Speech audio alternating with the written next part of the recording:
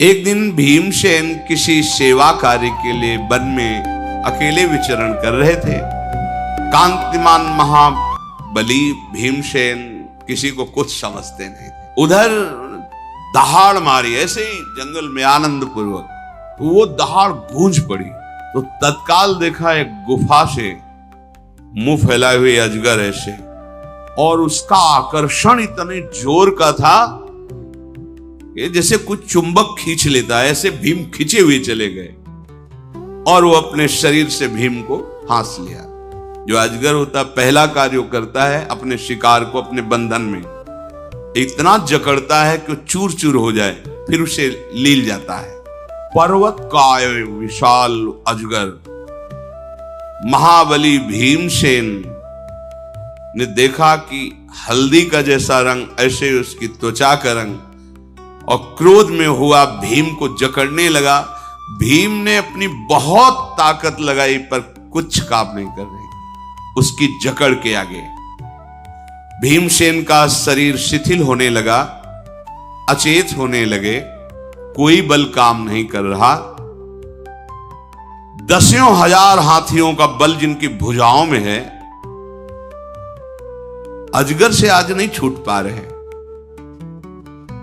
तेजस्वी भीम ने अपने को जब देखा कि अब तो बस ये लील ही जाएगा, अपने पास में नागपाश में बांध लिया। घोर प्रयत्न किया, भीमसेन किसी भी प्रकार सर्प के उस पास से बाहर नहीं निकल सके। भीम ने सर्प से कहा कि मैं निश्चित कह सकता हूं कि आप कोई सिद्ध हैं या वरदानी हैं, नहीं तो कोई ऐसा नहीं है कि जो मुझे बांध सके। मैं धर्मराज युधिष्ठिर का छोटा भाई, महाराज पांडु का पुत्र भीमसेन हूं। दसियों हजार हाथियों का बल हमारी भुजाओं में है। जैसा आपने जकड़ रखा है ऐसा कोई त्रिभुवन में मुझे बांध नहीं सकता। सैकड़ों अजगर मेरे सामने कुछ नहीं है।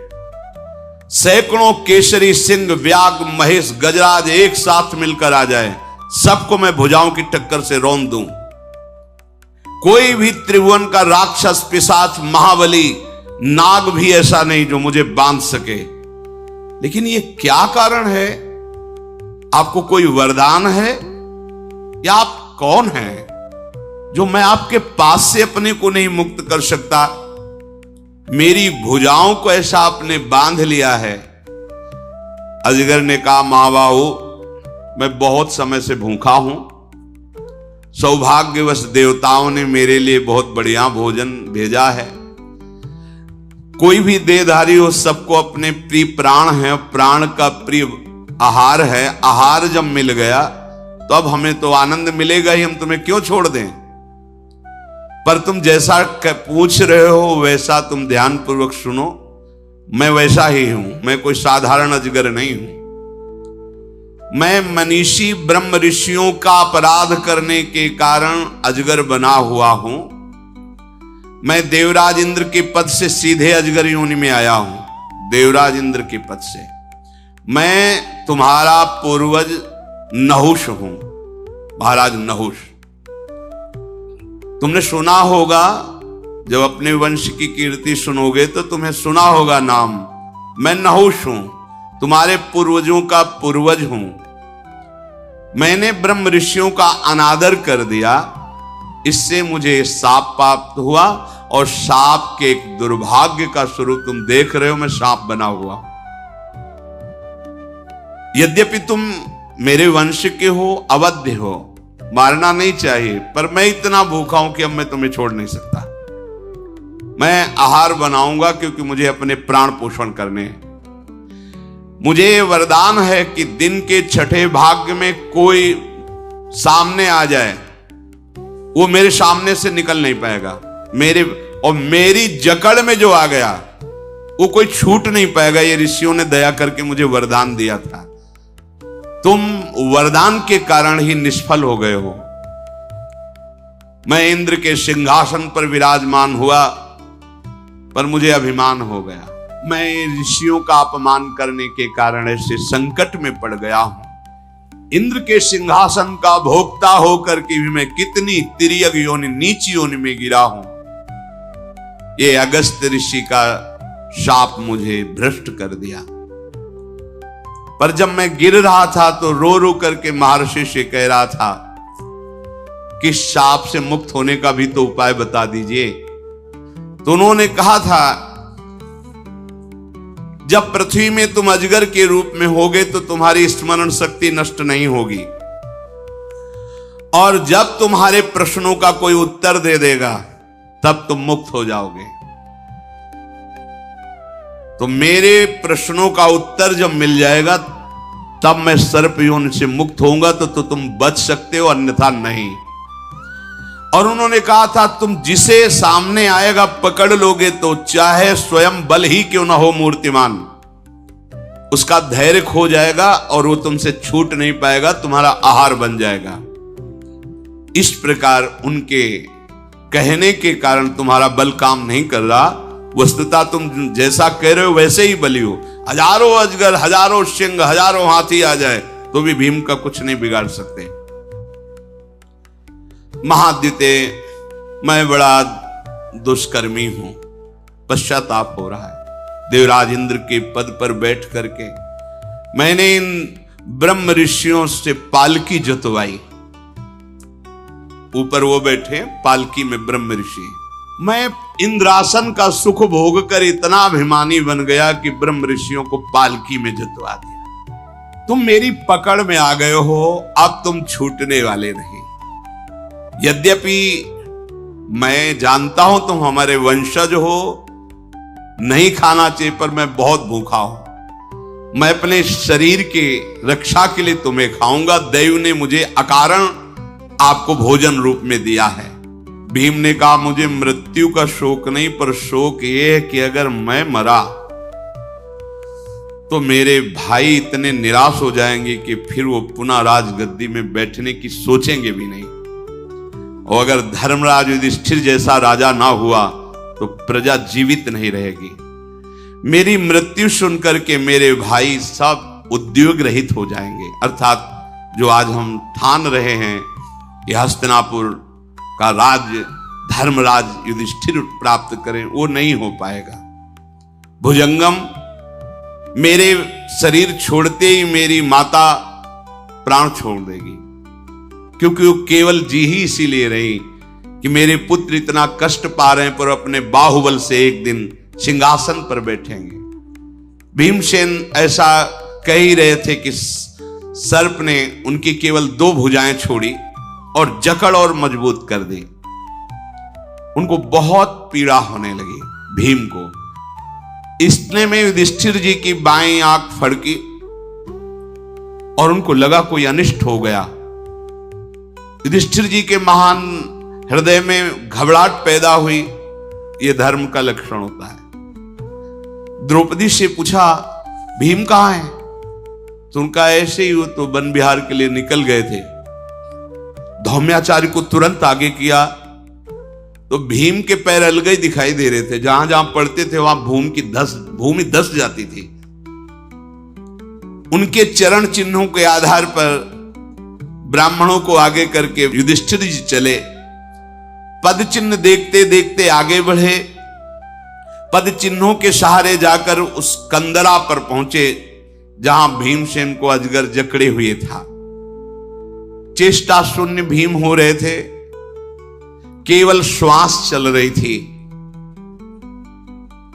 अपने छोटे भाई को इस तरह जकड़ा हुआ देखकर युधिष्ठिर ने पूछा, भीम तुम ऐसी विपत्ति में कैसे फंस गए? ये पर्वताकार सर्प कौन है और कौन ऐसा बलवान है जिसकी पकड़ से तुम छूट नहीं सकते? भीम बोले, ये सर्प के रूप में महान शक्तिशाली देवराज इंद्र के पद पर अभिषिक्त हो चुके महाराज नहुष हैं, जो शाप के कारण अजगर बन चुके हैं और ये मुझे आहार बनाने के लिए पकड़ लिया है। युधिष्ठिर जी ने हाथ जोड़ा और कहा, महाराज आप जानते हैं हमारे आप पूर्वज हैं, आप मेरे भाई को छोड़ दें, मैं आपकी भूख मिटाने के लिए जो कहेंगे वो आपको दूंगा। सर्प बोला, राजन ये आहार मुझे दैव ने दिया है, तुम्हें यहां नहीं ठहरना चाहिए, नहीं जाओ, तुम भी मेरे आहार बन जाओगे। समय आने वाला है, दिन का 6वां भाग जो मेरे सामने आ जाएगा मेरा आहार बन जाएगा। इसलिए मैं तुमसे कहता हूं भाग जाओ तुम, ये भाई तो नहीं बचेगा तुम्हारा। मेरा नियम है, मेरी अधिकृत भूमि के अंतर्गत जो आ जाएगा वो मेरा भोजन बन जाएगा। मैं बहुत काल से भोजन नहीं प्राप्त किया हूं, तुम्हारे भाई को छोड़ूंगा नहीं। युधिष्ठिर ने कहा तुम कोई देवता, दैत्य या सर्प नहीं हो। जब पता चल गया है कि तुम हमारे पूर्वज हो तो आपको कृपा करनी चाहिए। देखो आपने बड़े बड़े यज्ञ किए हैं, स्वाध्याय किया है, तपस्या की है, सत्कर्म किए हैं, निष्कंटक देवराज इंद्र के पद पर बैठे हैं, आपको ऐसी गति कैसे प्राप्त हो गई? तो उन्होंने कहा कि मैंने जो ब्रह्म ऋषियों से सेवा ली, पालकी ढुलवाई, उसका मुझे परिणाम मिला है कि मैं अजगर बना हूं। मैं ऐसी अवस्था में पहुंच गया हूं। युधिष्ठिर ने कहा कि तुम्हारी इच्छा क्या है? तो उनका मैं इस योन से तभी छूट सकता हूं, मेरे प्रश्नों का उत्तर तुम दे दो। मैं भीमसेन को छोड़ दूंगा क्योंकि मैं सर्प योन से मुक्त हो जाऊंगा। युधिष्ठिर जी ने कहा तुम इच्छानुसार प्रश्न कर सकते हो, तुम्हारी बात का धर्मयुक्त उत्तर होगा। मैं हर चेष्टा से तुम्हें प्रसन्न करूंगा और तुम्हारा जो लोक लोकांतर ढक गया है उसको प्रकाशित करूंगा।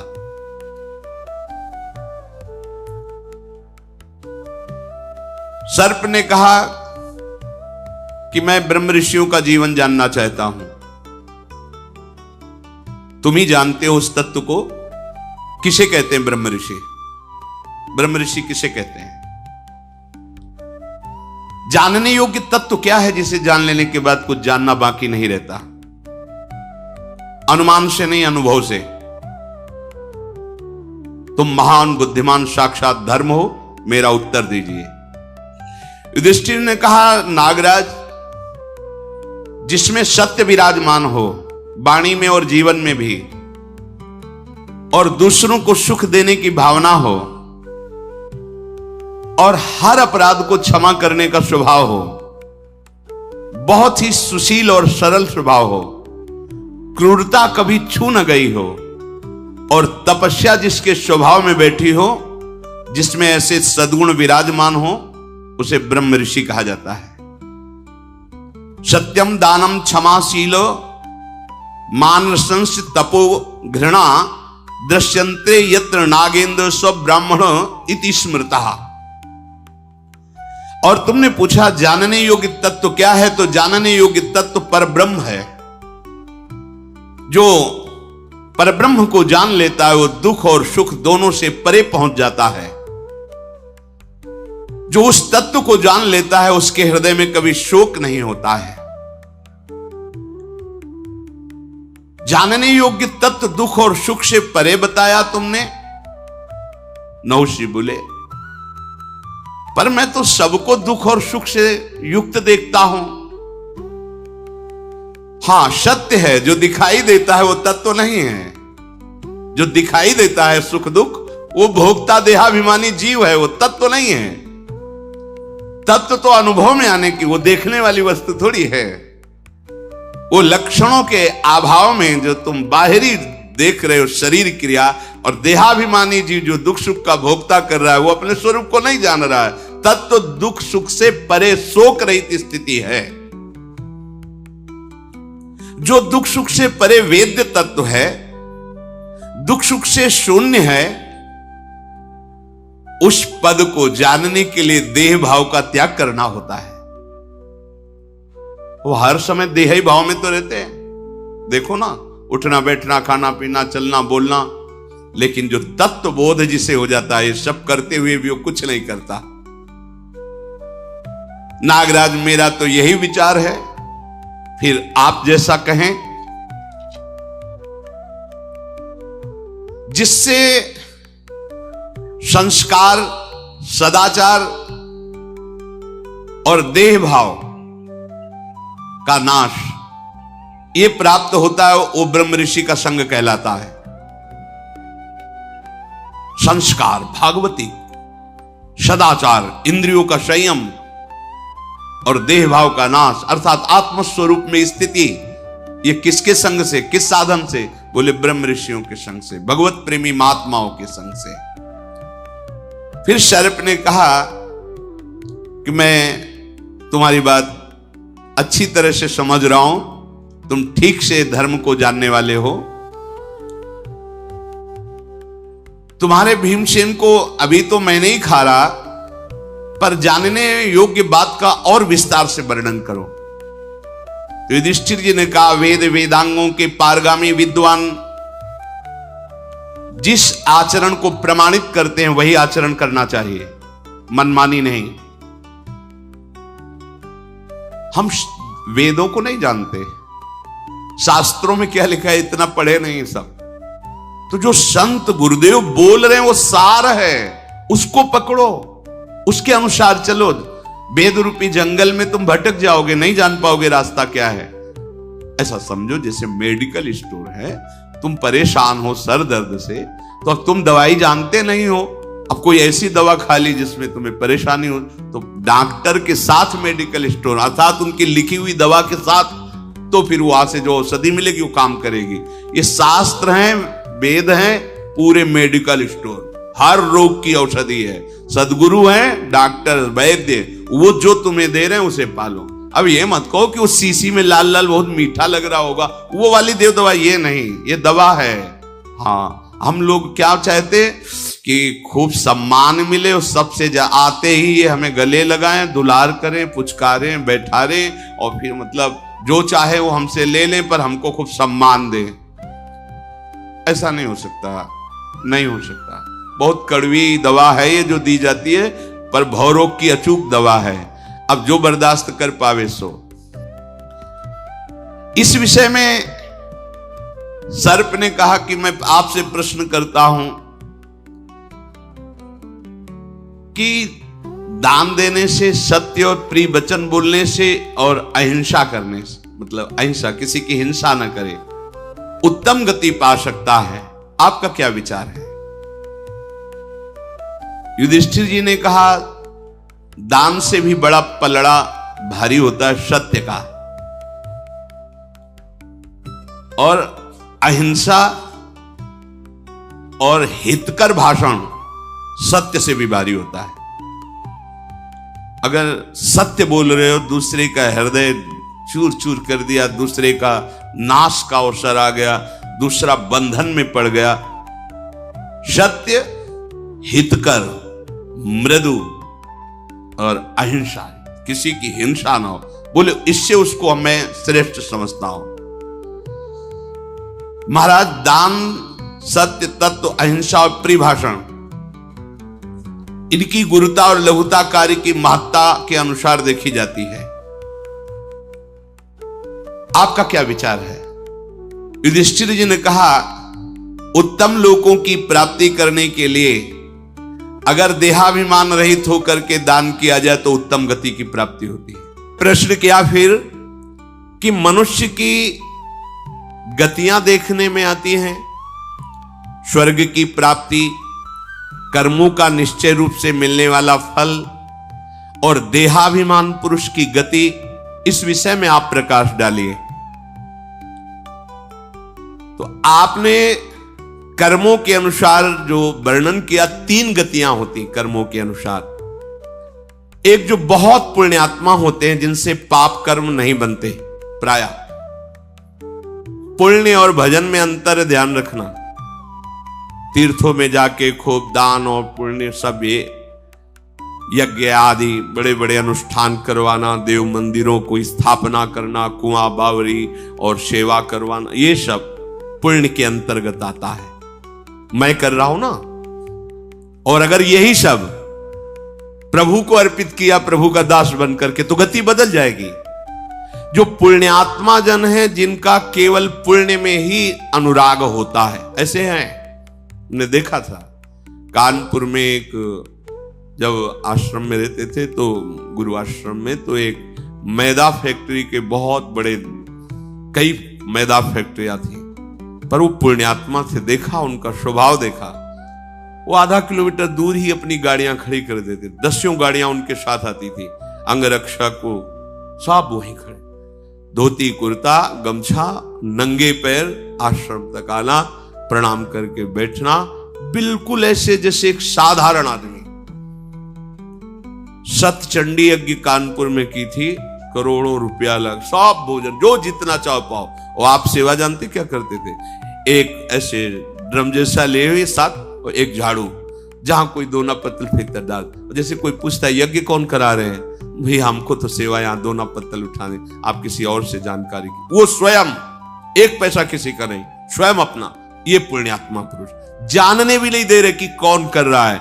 ऐसे पुण्यात्मा पुरुषों को स्वर्ग की, उत्तम लोक की प्राप्ति, भगवत प्राप्ति शब्द अलग है, उत्तम लोकों की प्राप्ति होती है।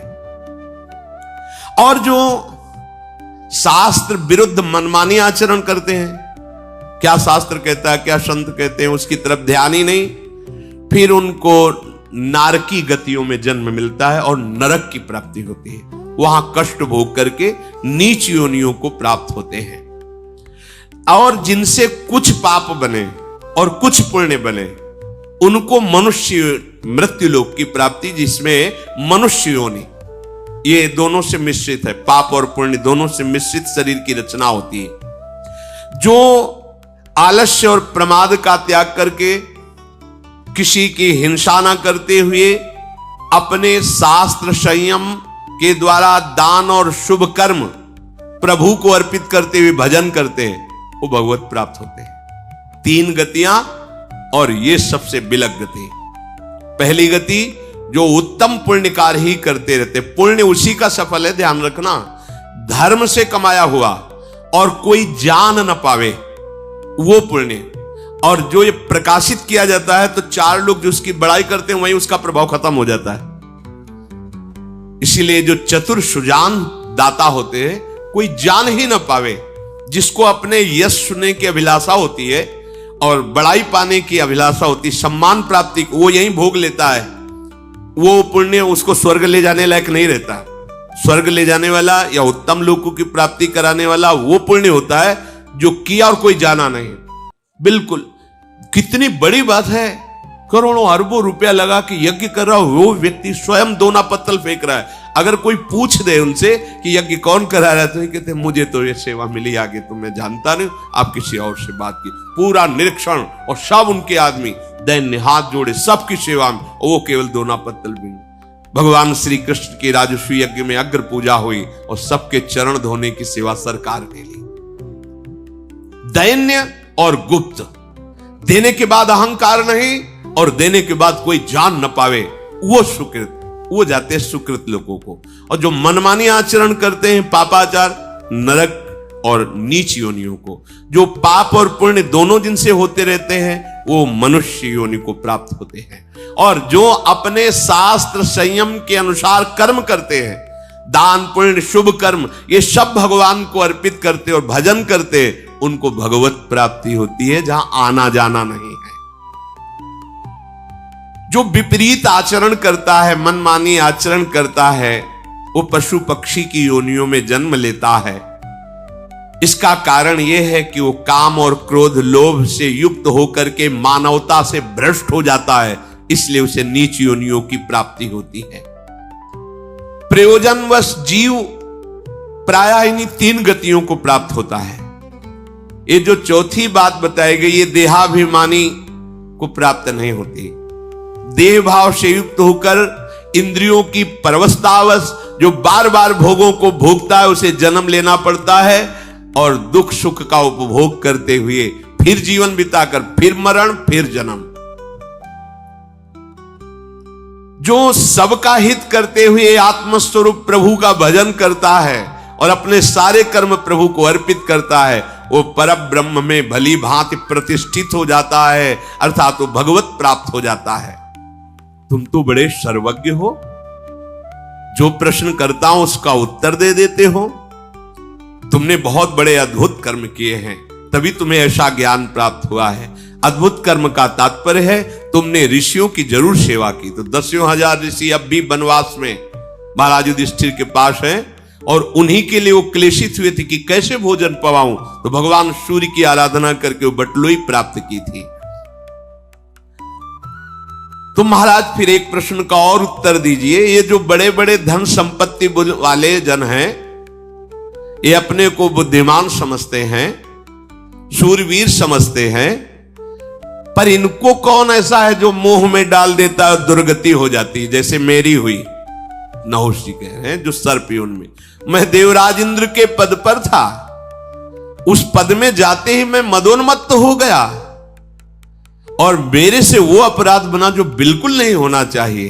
महान तपस्वी ऋषियों से पालकी जुतवाई, परंतु आज मेरा हृदय जल रहा है कि मैंने वो क्या अपराध किया। जिन ऋषियों की चरण धूलि माथे पे रखना चाहिए, उनके कांधे पे पालकी ढुआई और मेरी ये दुर्गति हो गई। ये बड़ा कष्टदायक जीवन मेरा सर्प योनि में है। बोलो, स्वर्ग का देवराज इंद्र पद मुझे प्राप्त था, दिव्य विमान थे, पर मैंने अभिमान में ऋषियों की पालकी जोती। ब्रह्म ऋषि, देवता, गंधर्व, यक्ष, राक्षस कोई भी मेरे सामने आ जाए, उसकी आदि शक्ति मेरे में आ जाती थी। मेरी शक्ति तो है ही, उसकी आदि शक्ति, ये मुझे देवताओं ने वरदान दिया था। मैं जिस प्राणी की ओर आंख उठा के देख लूं, तत्काल उसका तेज नष्ट हो जाता था। मैं ऐसा तेजवान, पर मैंने ब्रह्म ऋषियों का अपमान करके अपना सर्वनाश कर लिया। ये अपने लोग देखते हैं, कहते गया गया, मान जा नहीं तो चला जाएगा। वो लगता है कि हमारे पास बैंक बैलेंस, हमारे पास अमुक अमुक सुविधाएं हैं, ये सब ऐसे नष्ट होने वाली। भ्रकुटी विलास सृष्टि लय हुई, तेरे पास कितना बैंक बैलेंस है। यहां सर्वनाश का खेल खेलने वाला काल केवल तुम्हें बाट जो रहा है। मान जा, राधा राधा रट, प्रभु की शरण में आ जा।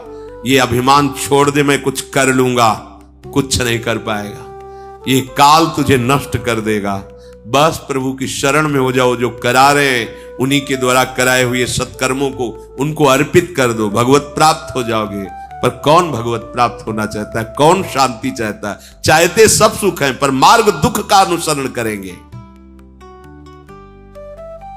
मेरी इतनी बुद्धि भ्रष्ट हो गई थी कि जब पालकी पर ऋषिजन चल रहे थे तो मैंने आगे चलने वाले महर्षि अगस्त को लात मारी कि सर्प सर्प, मतलब शीघ्र चल। तो उन्होंने कहा, जा, तू देवराज इंद्र के पद में बैठा हुआ इतना बड़ा अपराध कर दिया। सर्प बोलता है, जा सर्प योनि को प्राप्त हो। जब मैं नीचे गिरा तो देखा मैं सर्प योनि को प्राप्त हो गया। प्रमाद, ये विवेक शून्यता, ये धन और पद का अपराध मेरा सर्वनाश कर दिया। जब मैं गिर रहा था तो रोने लगा और ऋषियों से कहा कि आप तो बहुत करुणामय हैं, कम से कम मेरे साप को आप एक सीमा में बांध दीजिए, कब तक मैं भोगूंगा इस दुख को। तो उन्होंने कहा कि जब तुम्हारे कोई उत्तर दे देगा, तुम्हें स्मृति प्राप्त रहेगी मेरी कृपा से, और जब तुम्हारे धर्म संज्ञक प्रश्नों का उत्तर दे दे तो जान लेना साक्षात धर्मराज तुम्हारे सामने खड़े हैं। बस तुम उनके दर्शन से ही इस शाप से मुक्त हो जाओगे। तो मुझे आज सौभाग्य प्राप्त हो गया है। आपने मेरे प्रश्नों का उत्तर दिया, मैं समझा साक्षात धर्मराज तुम हो। आज मेरे अजगर के शरीर त्यागने का अवसर आ गया। अब देखो, मैं तुम्हारे सामने भीम को छोड़ता हूं और अपने शरीर को छोड़ता हूं। जे ही ऐसा कहा, अजगर शरीर छूटा दिव्य तेजों में, क्योंकि वो महान पुण्यात्मा ही है, अपने स्वरूप को प्राप्त हुए। धौम्याचार्य ने मंत्रों से भीम को अभिषिक्त किया और उनको साथ लेकर आश्रम पर आए। तब धर्मराज युधिष्ठिर ने सबके सामने कहा कि भाई देखो, इतने बड़े प्रतापी पुण्यात्मा देवराज इंद्र के पद पर बैठने वाले नहुष जी से एक शिक्षा लो। कभी भूल से भी, क्योंकि हम लोगों का वनवास चल रहा है, कहीं किसी ऋषि का अपराध न बन जाए।